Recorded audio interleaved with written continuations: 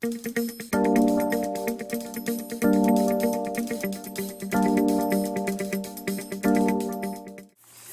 guys, welcome back to my vlog. Today I'm going to be talking about a topic which is possibly the most important topic that I've covered so far, and this was a topic request from a friend of mine. So the request was how to maintain harmony in the home when family members have different beliefs around food and make different food choices as a result.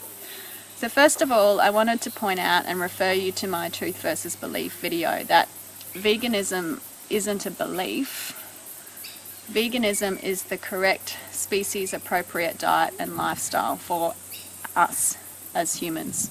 We are designed by nature. Our anatomy and physiology is set up for a vegan diet. There is undeniable mounting evidence, both past and present, that supports that.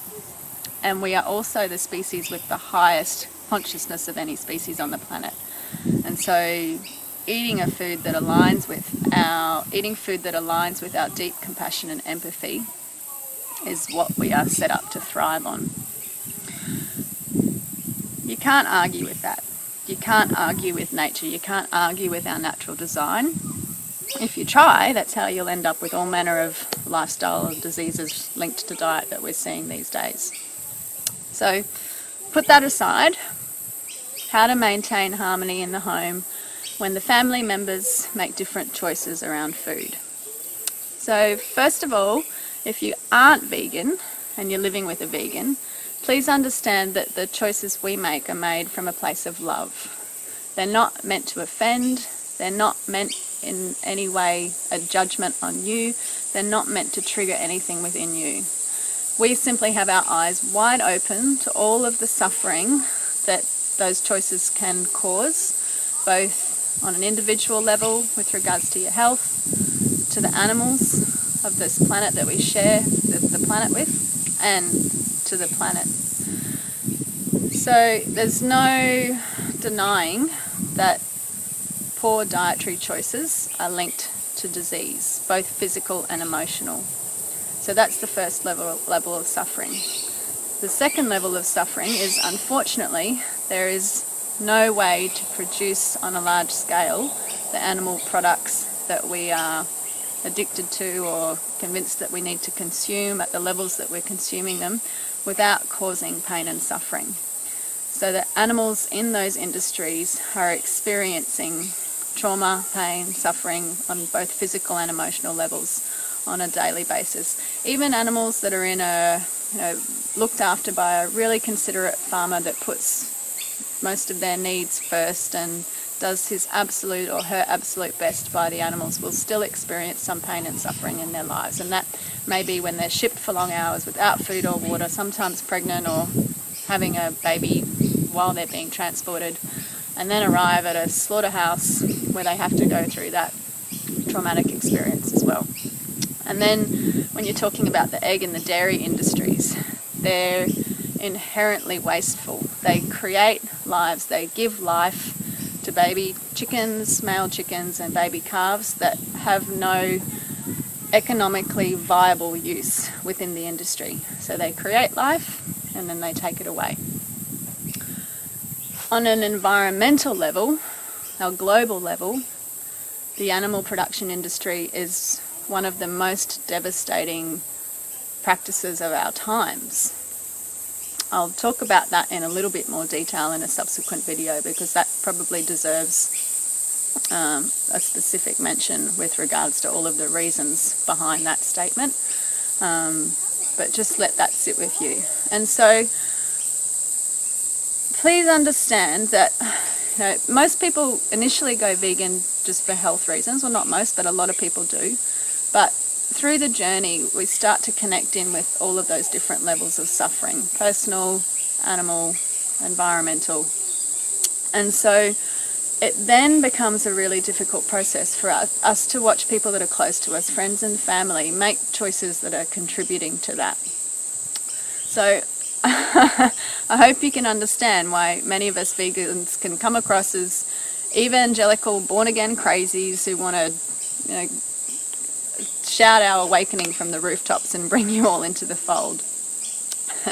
It's not meant in judgment. It's just we have discovered all of this knowledge and we want to share it because we love you. So coming to the harmony part, I listened to a great podcast from Rich Roll, which was recorded in Melbourne when he and his wife Julie came to visit Australia. And they got asked this exact question. So I've summarised and paraphrased Julie's response to that, and I'm going to read that to you. So this is advice for the vegan partner in the family. Firstly, it's important to recognise that each and every one of us is an emanation of the Divine Spirit, and we all carry the Divine within us. We're each on our own journey, and our paths don't always connect in a way that's graceful and easy. Julie spoke about a teaching she received from a spiritual master regarding the differences between human versus divine love.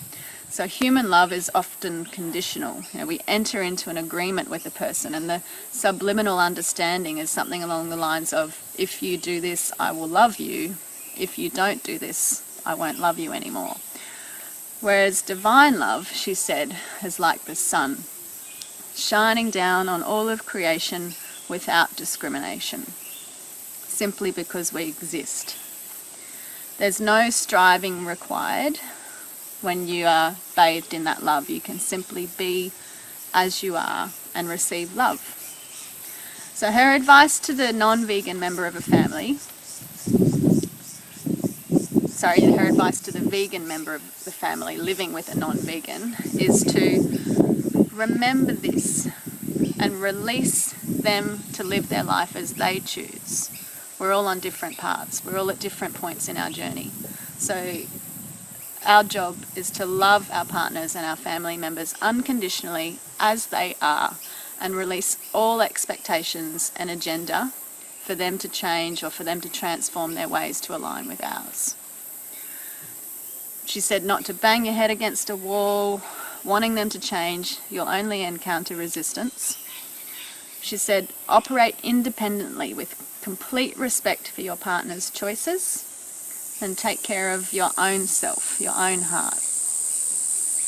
And you might find that once you do all of that, once you take on that advice, that your divine love, your unconditional love for this loved person in your life fills them up so much with light that they're able to go down into those deep, dark places where pain and suffering are held, and you might find that transformation is the natural result of that. Or not. Remember, it's their path, not yours. So I would also like to point out that if it does so happen that two people choose to walk this path together and connect and align on this, that you will paint a life that is more extraordinarily beautiful than you could have ever imagined. This has been my experience with my husband Ben and I.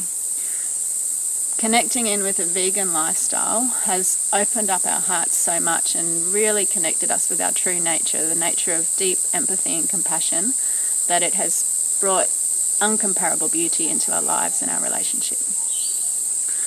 So now, advice for the non-vegan member of the family. If you aren't yet vegan, but you're living with a vegan, I urge you to go deep inside yourself, mindfully and with awareness, to see what our lifestyle triggers within you. What pain and suffering is beneath your reaction to our choices? Why do you feel judged? Why do you feel offended? What's beneath your resistance? I can almost guarantee that if you're able to go deep enough, you will know that the pain and suffering in you comes from the choices that you're making on a daily basis. Everything is energy, and we all share the same energy.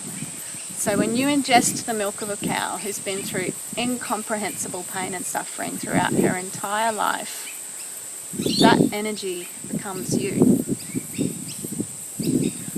So please, I urge everyone to work towards raising the energy and the consciousness of our shared planet towards a more harmonious existence by consciously considering the choices that you're making and your personal responsibility for the trajectory of our existence.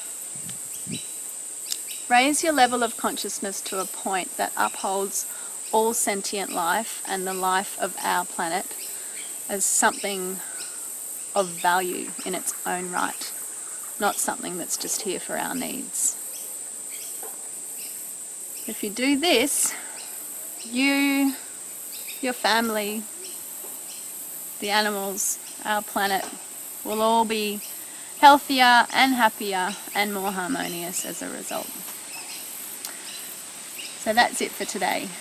Pretty deep topic. I hope that my response was helpful. See you tomorrow.